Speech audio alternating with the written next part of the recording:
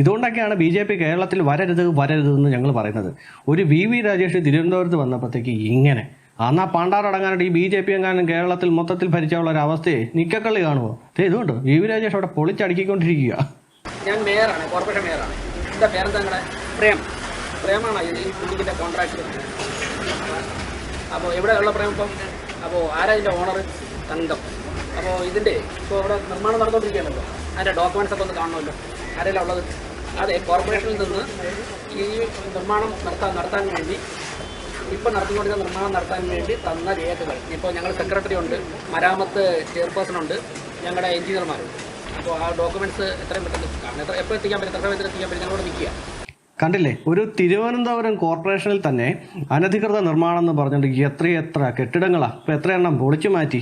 ഒന്ന് ആലോചിക്കുക, ഒരു പേപ്പറും ഇല്ല, ഒന്നുമില്ല, ഒരു അനുമതി ഇല്ലാതെയാണ് ഈ കെട്ടിടങ്ങളൊക്കെ നിർമ്മിച്ചത് പോലും.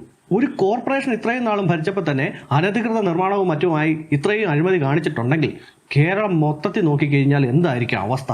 യാതൊരു ലൈസൻസും ഇല്ലാതെ വഴി നീള തട്ടുകടകളും മറ്റും അതുമെല്ലാം ഇപ്പോഴാണ് കണ്ടുപിടിക്കുന്നത്. ഒന്ന് ആലോചിച്ച് നോക്കിയാൽ, യാതൊരു ലൈസൻസും ഇല്ലാതെ യാതൊരു പെർമിറ്റും ഇല്ലാതെ ഇതുപോലെ ബിൽഡിങ്ങുകളും ഇതുപോലെ തട്ടുകടകളും ഒക്കെ നടക്കുമ്പോഴേ എന്തുമാത്രം കിട്ടിക്കാണുമായിരിക്കും. ഇതുപോലെ മുഖം നോക്കാതെ നടപടിയെടുക്കുന്ന VV രാജേഷിനെ പോലുള്ളവരൊക്കെ ശരിക്കും സൂക്ഷിക്കണം. ഇനി ഇതുപോലുള്ള കാര്യങ്ങളൊക്കെ പൊങ്ങി വരുമെന്ന് ഇവർക്ക് കൃത്യമായിട്ട് അറിയാം. അതുകൊണ്ടാണ് ഇവർ ഒരാവശ്യമില്ലാത്ത വിവാദങ്ങളെല്ലാം ഒപ്പിച്ചുകൊണ്ട് വരുന്നത്. പക്ഷേ VV രാജേഷ് അതെല്ലാം അന്നേരം പത്രക്കാരെ വിളിച്ചു വരുത്തി പത്രസമ്മേളനം നടത്തി അതെല്ലാം അന്നേരം പൊളിച്ചടുക്കി കൈ കൊടുക്കുക. ശരിക്കും പറഞ്ഞാൽ കേരളത്തിന്റെ മുഖ്യമന്ത്രിയാകാൻ പറ്റിയ വ്യക്തിയാണ് ശ്രീ VV രാജേഷ്.